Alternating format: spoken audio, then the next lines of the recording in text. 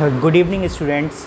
अभी last lecture में मैं आपको टाइप्स ऑफ रिएक्शन के बारे में पढ़ा चुका था। टाइप्स ऑफ रिएक्शन कितने टाइप की होती हैं वो मैं आपको बता चुका था। Combination reaction, decomposition reaction, displacement reaction, double displacement reaction. इसके बाद मैंने आपको लास्ट लेक्चर में रिएक्टिविटी सीरीज़ भी बताई थी, उसको याद कराने की कोशिश की थी। आई होप सभी ने याद कर ली होगी।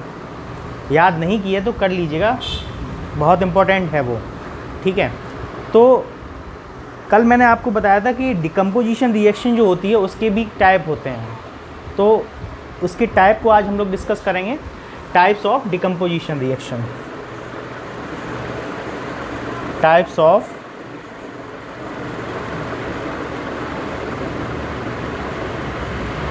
Decomposition reaction. कितने टाइप के होते हैं? There are 3 types. इसके 3 टाइप्स होते हैं। ठीक है, पहला क्या होता है? Thermal decomposition, thermal decomposition reaction. Second,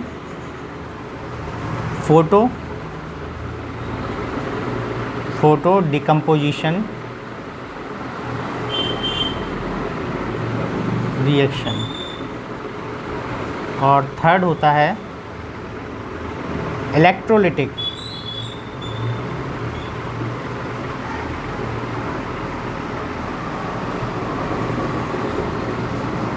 decomposition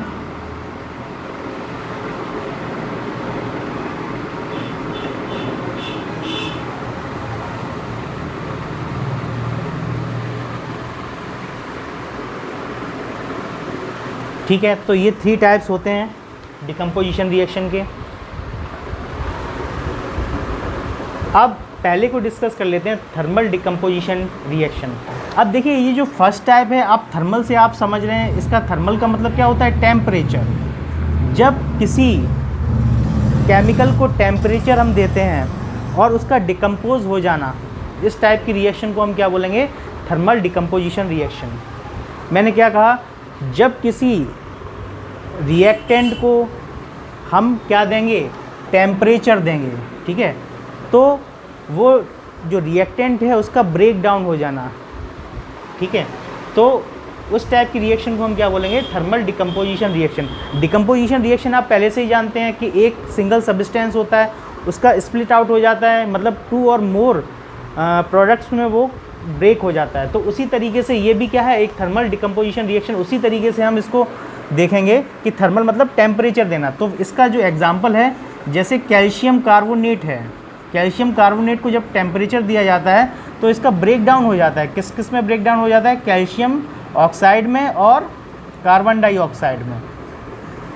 calcium oxide और कार्बन डाइऑक्साइड। ठीक है, ये टेम्परेचर को इंडिकेट करता है। ये एरो जो बना दिया है, वो ये ट्रायंगल जो बना दिया है, ये टेम्परेचर को इंडिकेट करता है।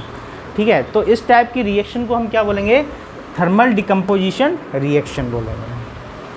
ठीक है, तो यहाँ पर आपको ये जो थर्मल वर्ड है इसको याद रखना है। ये आप जानते हैं कि थर्मल वर्ड जो यूज़ किया जाता है वो टेम्परेचर के लिए यूज़ किया जाता है।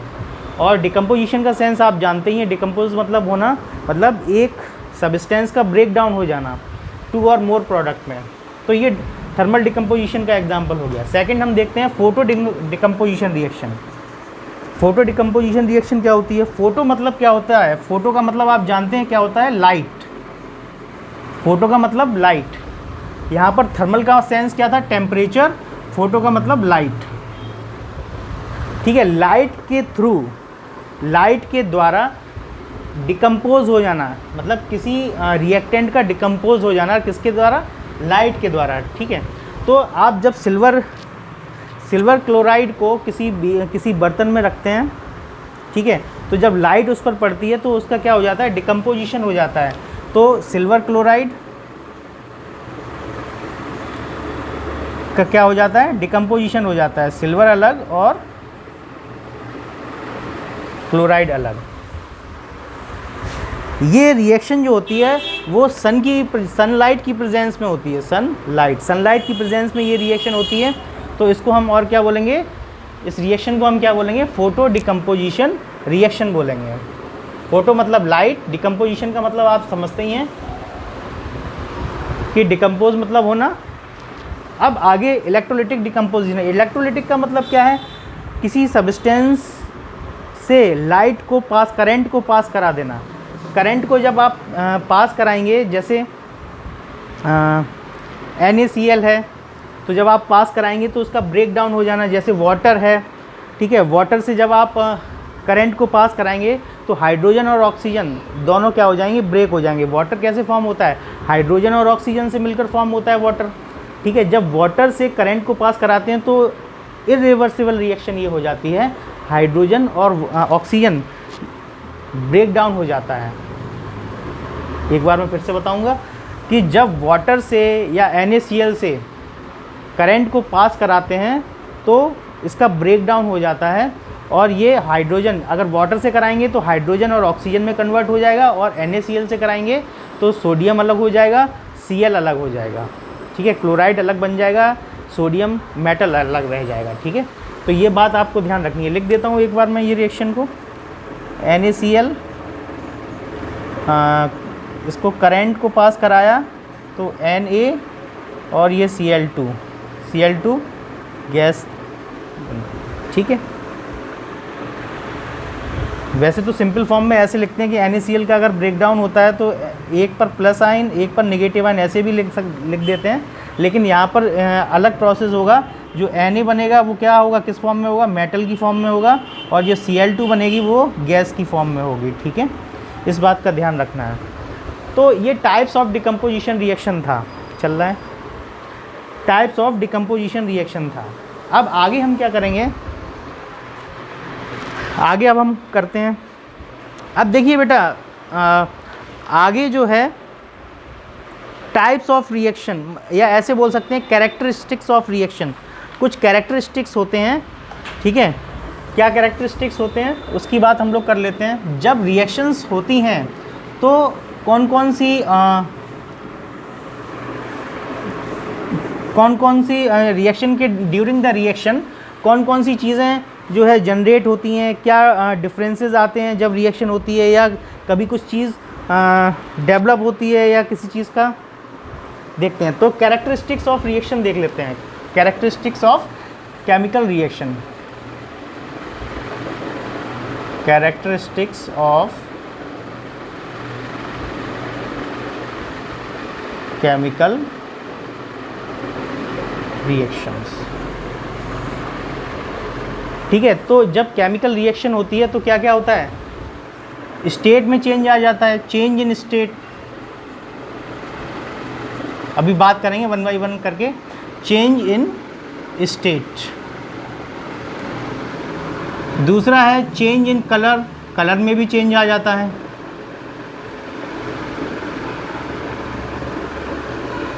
Change in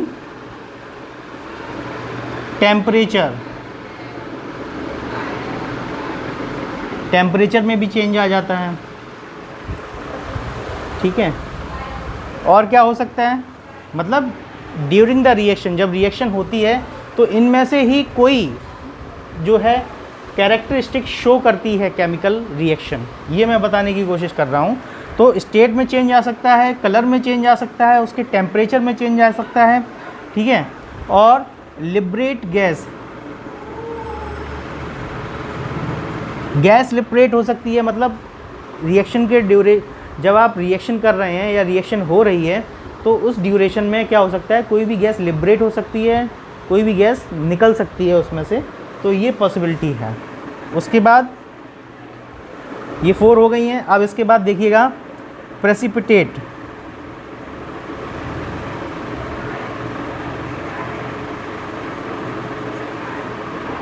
precipitate form, precipitate बन सकता है, ठीक है। प्रेसिपिटेट होता क्या है?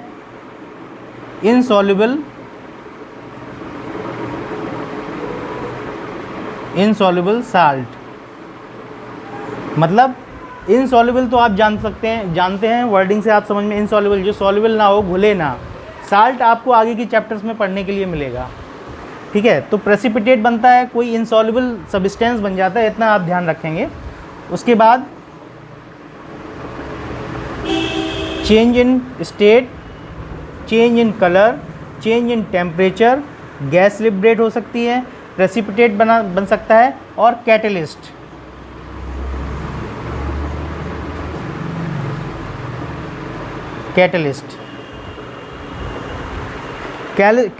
कैटलिस्ट का मतलब ये होता है कि कोई भी जैसे रिएक्शन हम करा रहे हैं और उस रिएक्शन की प्रोसेस होने में बहुत ज़्यादा टाइम लग रहा है, तो कैटलिस्ट का ये रोल होता है, अगर उस रिएक्शन में हमने कैटलिस्ट को डाल दिया तो कैटलिस्ट इस रिएक्शन की रेट को फास्ट कर देता है।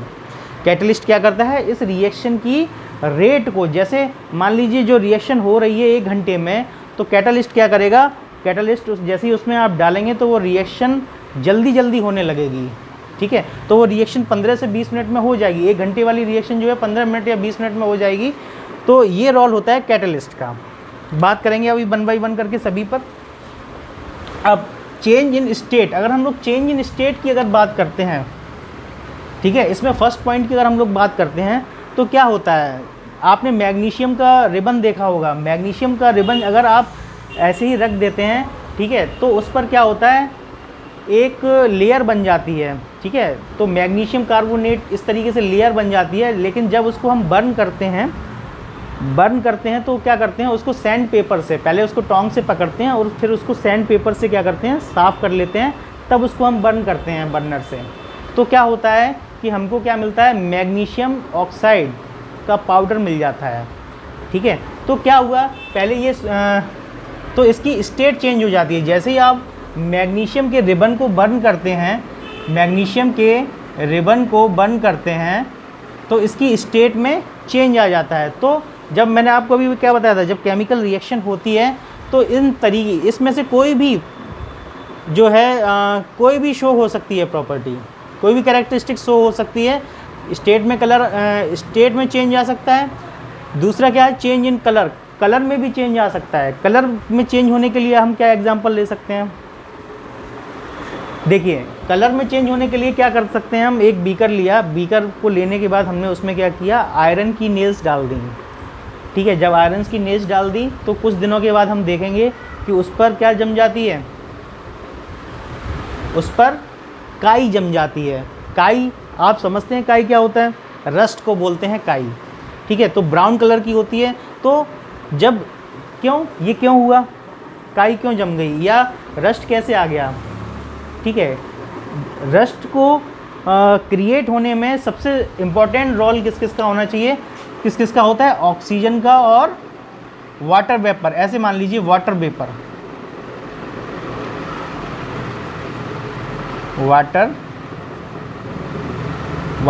प्लस ऑक्सीजन, जो हमारे इन्वायरमेंट में जो वाटर वेपर प्रेजेंट होती है, वो और ऑक्सीजन दोनों की प्रेजेंस की वजह से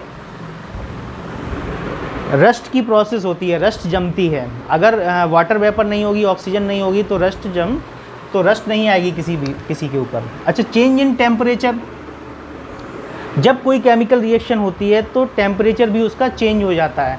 टेम्परेचर चेंज होने का मतलब क्या है कि टेम्परेचर कभी कभी बढ़ भी जाता है, कभी कभी डाउन भी हो जाता है। जैसे एक रिएक्शन है CaCO3, अभी मैंने आपको बताया था, जब इसको टेम्परेचर दे दिया जाता है तो ये ब्रेक डाउन हो जाता है CaO प्लस CO2 में। ठीक है, तो टेम्परेचर चेंज होता है। इसकी एक और रिएक्शन है, जैसे CaO प्लस H2O। ठीक है, ये अपोजिट है, तो CaOH का होल ट्वाइस। ये भी रिएक्शन में क्या हो रहा है, इन दोनों रिएक्शन में क्या होता है, टेम्परेचर चेंज होता है। ठीक है, इतनी बात हमको याद रहेगी। ठीक है भाई, बिल्कुल याद रहनी चाहिए। तो ये सारे एग्जाम्पल थे किसके, अभी मैंने आपको बता दिए। Change in state, magnesium ribbon को जब बर्न किया जाता है, बर्न करने से पहले क्या होता है कि हम उस पर मैग्नीशियम के रिबन पर, उस पर जो मैग्नीशियम कार्बोनेट की जो लेयर जम जाती है, उसको हम क्या करते हैं, सैंड पेपर से साफ़ करते हैं। उसके बाद इसको बर्न करते हैं और बर्न करने के बाद हमको मैग्नीशियम ऑक्साइड का पाउडर मिल जाता है। ठीक है, रिएक्शन भी चाहो तो लिख सकते हैं Mg+O2 MgO, तो ये रिएक्शन भी ठीक है, समझना ज़रूरी है। तो इस तरीके की चेंजेस होते हैं। तो चेंज इन कलर, मैंने आपको कलर में चेंज बता दिया कि जब आयरन की नेल्स को आप वाटर में डालते हैं तो कुछ दिन के बाद देखते हैं कि उस पर रस्ट आ जाता है। रस्ट किसकी वजह से आता है? वाटर वेपर और ऑक्सीजन की वजह से, इनकी प्रेजेंस की वजह से रस्ट आ जाता है। रस्ट के लिए ये नेसेसरी कंडीशंस हैं। तो रस्ट का अगर फार्मूला आप देखेंगे कि रस्ट का फार्मूला क्या होता है, तो वो भी हम इसको लिख देते हैं। रस्टिंग का फार्मूला क्या होता है? चेंज इन कलर में Fe2O3 XS2O।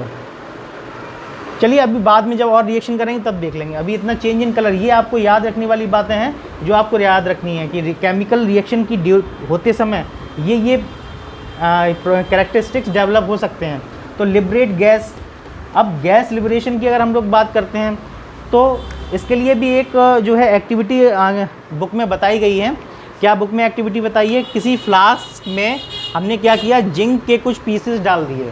हमने किसी फ्लास्क में जिंक के कुछ पीसेस डाल दिए और हमने क्या किया, इसमें सल्फ्यूरिक एसिड डाल दी। तो जब हम इसके अंदर सल्फ्यूरिक एसिड डालेंगे तो क्या होगा, धीरे धीरे करके डालेंगे। पहले तो ये बात है, फिर यहाँ से क्या होगा कि हाइड्रोजन गैस जो है बाहर निकलेगी, लिबरेट होगी। तो ये रिएक्शन जो है, चाहे तो आप लिख सकते हैं zinc react with sulphuric acid. No need to write the reaction, but चाहे तो लिख सकते हैं, बुक में भी देख सकते हैं, zinc react with sulphuric acid, then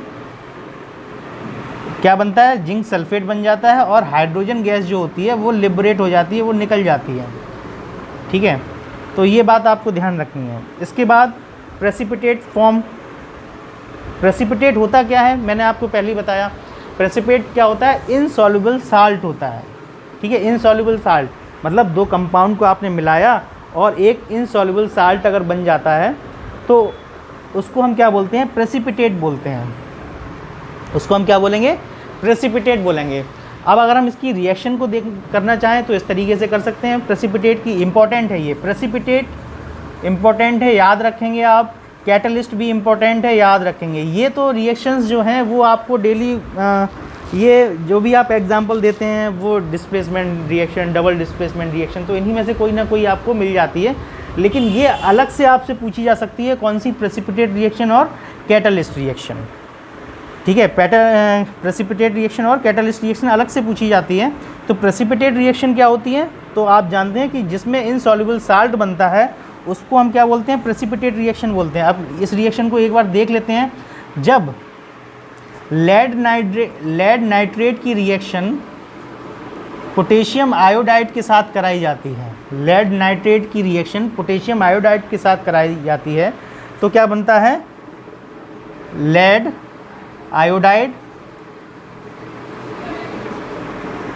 iodide बनता है। और क्या बनेगा, KNO3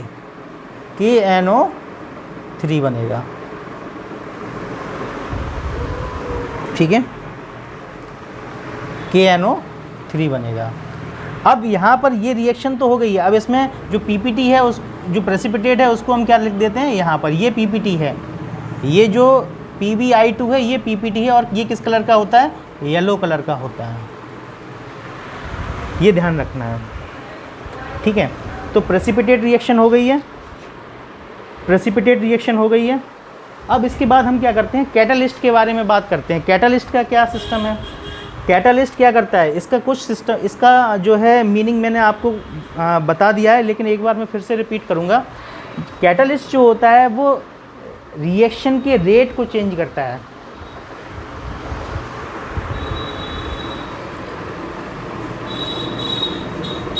This is a chemical which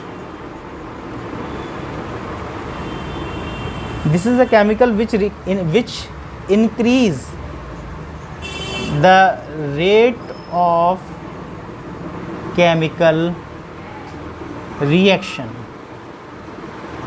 ठीक है, ये क्या होता है, एक सब्सटेंस होता है, एक केमिकल होता है जो रिएक्शन के रेट को चेंज कर देता है। इतनी सी बात है। जैसे मैं आपको एग्जांपल देना चाहूँ, ये आ रहा है कैमरे में, देख लेते हैं ज़रा, पहले नहीं आ रहा है तो ऊपर, अब पहले हटा देते हैं इसको। तो कैटलिस्ट की हम लोग बात कर रहे थे। कैटलिस्ट क्या होता है? कैटलिस्ट जो होता है वो केमिकल रिएक्शन जो हो रही है उसके रेट को फास्ट कर देता है, ठीक है।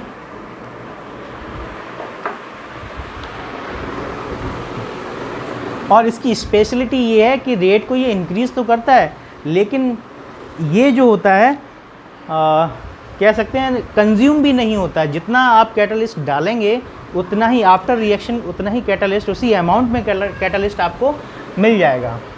इसकी कैटलिस्ट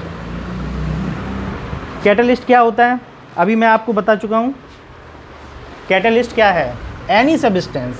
अब एक बात और मैं आपको बता दूं, जो कैटलिस्ट होता है डिफरेंट रिएक्शन के लिए डिफरेंट कैटलिस्ट हो सकता है। ये नहीं कि एक रिएक्शन के लिए बस यही कैटलिस्ट है, डिफरेंट टाइप की रिएक्शन के लिए डिफरेंट कैटलिस्ट हो सकते हैं, ठीक है। तो कैटलिस्ट को मैंने क्या लिखाया था? Any substance that increase the rate of reaction without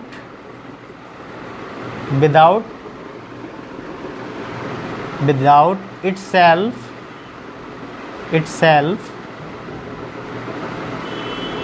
being consumed, ठीक है। ये क्या करता है? सब्सटेंस होता है विदाउट कंज्यूम इट्स, ठीक है। तो मान लीजिए दो केमिकल को लिया गया, इसका अमाउंट 2 kg है, इसका अमाउंट 1 kg है, इसका अमाउंट ए का अमाउंट 2 kg है, बी का अमाउंट 1 kg है, ठीक है। अब हमने दोनों को मिलाया, रिएक्शन बहुत टाइम लग रहा है, काफ़ी टाइम लग रहा है, तो हमने क्या किया? इसके अंदर कैटलिस्ट को डाल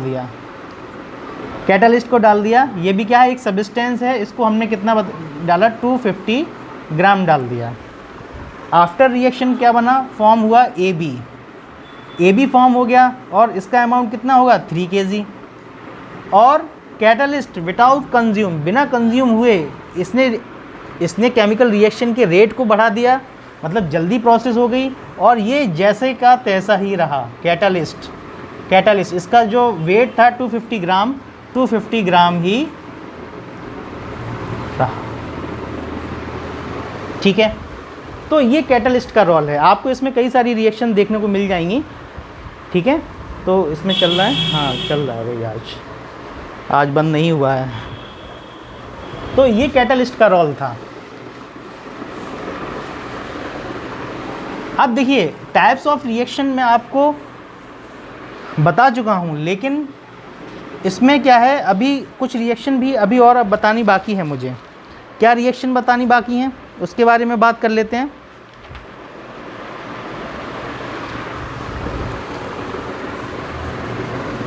types of reaction on the basis of temperature. Temperature के बेसिस पर जो रिएक्शन होती हैं वो कितने टाइप की होती हैं, उनके बारे में हम आप बात करेंगे, ठीक है। तो दो टाइप की टेम्परेचर की बेसिस पर दो टाइप की रिएक्शन होती हैं, एक एक्सोथर्मिक होती है और एक एंडोथर्मिक रिएक्शन होती है। एक्सोथर्मिक में क्या होता है, जब रिएक्शन होती है, रिएक्शन की प्रोसेस होती है, तो एनर्जी जो होती है वो बाहर आती है, एनर्जी निकलती है, ठीक है। एंडोथर्मिक में क्या होता है कि बाहर के एनवायरनमेंट से एनर्जी वो लेता है। तो जो भी प्रोसेस होती है वो बहुत मतलब जब प्रोसेस होती है तो वहाँ पर बहुत जो है ठंडा सा लगता है, कोल्ड को बहुत ठंडा सा लगता है, ठीक है। बात कर लेते हैं types of reaction on the basis of temperature, ठीक है। एक होती है क्या है,